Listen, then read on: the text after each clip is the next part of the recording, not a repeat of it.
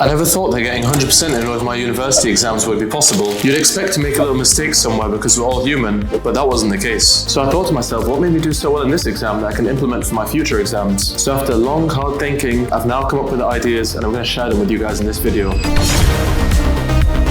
So the first step is actually to think that it's possible. You can't have any limiting beliefs. You'd always think to yourself, surely it's not possible to get 100%. You'd let previous results define who you are instead of choosing who your own identity is. If you want to be a winner, you have to carry yourself as one. And this is talked about in the book, The Winner's Effect. You're probably expecting some sort of hack that's going to make you have to skip the hard work. But the reality is working smarter is better than working hard. But if you want to achieve grades like this, you've got to do both together. Work hard and smart. Now also, if you want to get 100%, you can't skip anything. Those little details that you thought might not be important for a question, you're going to need to learn them as well, because if they come up, that can be the difference if you're getting 90% or 100%. So now that we've got the groundwork in place, let's talk about the most efficient study techniques, which you're going to be using if you want to achieve such grades. So the two most effective study techniques are active recall and spaced repetition, which you want to use hand in hand, and I'm going to explain each one now. Active recall is basically turning your information into questions and testing yourself, so you're actively retrieving the information from your brain, instead of traditional methods like reading and highlighting, which have been scientifically proven to be ineffective. In fact, yesterday I actually came across a study and it was comparing two groups. Some people that did reading and highlighting and another group that did active recall. And the students who used active recall got 50% higher results. Now there's multiple ways to do active recall. What's important is that you're testing yourself on the information instead of just passively reading it. And this active recall can be done in the form of flashcards, just testing yourself before you move on to the next slide. Now the next technique is called spaced repetition. And that just means periodically spacing when you revise each lesson. And spaced repetition manipulates something called the forgetting curve. Because once you learn something, you forget it at an exponential rate after. So if you learn something one day, then you'll forget most of it the next day, and 2 days after you'll have probably completely forgotten it. So that's why spaced repetition involves going over something the day after, 7 days after, 1 month after, and so on. Because every time the graph starts going down, you're peaking up again, and the length of time that it takes to forget the information increases after each repetition. Students that combine active recall and spaced repetition do much better than their colleagues in the same amount of study time. Now that we've spoken about the most effective study techniques, let's talk about how we can plan our studying, because that's going to be crucial. What I prefer is something called a retrospective revision timetable. You study whenever you can, and every time you want to sit down on your desk to study, you say to yourself, if the exam was tomorrow, what's the topic that I'd be the most scared for? And that's what you choose to study. And then we can combine that with spaced repetition, where if I do a topic today, I'll do it tomorrow, a week later, and a month after. Now the next thing is that you need to take advantage of past papers, because this will allow you to know how the questions are asked and which kind of topics come up more. And this way you can see which level of detail you need to learn the information to. Because in most exams, it's not just about learning the content, it's also about the exam technique. And that's especially true for things like GCSEs or A-levels. Now the last thing that I want to say is, if you want to get grades better than everyone else in your class, then you need to outwork them. Whenever you feel like resting, just think to yourself, is that other person in my class resting? No, they're still working. And that should push you to keep going even when you don't want to, because like when a boxer is in a boxing training camp, if they're slacking, their opponent isn't going to be slacking. Now I'm not saying you need to be that competitive, but it's just another thing to keep you motivated. So in conclusion, the last few years it's been a bit of trial and error for me when it comes to exams, but I've finally started to figure out what works for me, and that's what I've shared with you guys in this video. So like I said earlier in the video, if you want to get the top grades, it's not just about working smarter, it's also about working harder as well. So if you want to see how I can study for at least 10 hours a day when it comes to exams, then watch this video right here. Fuck a pigeonhole, I'm a night owl, it's a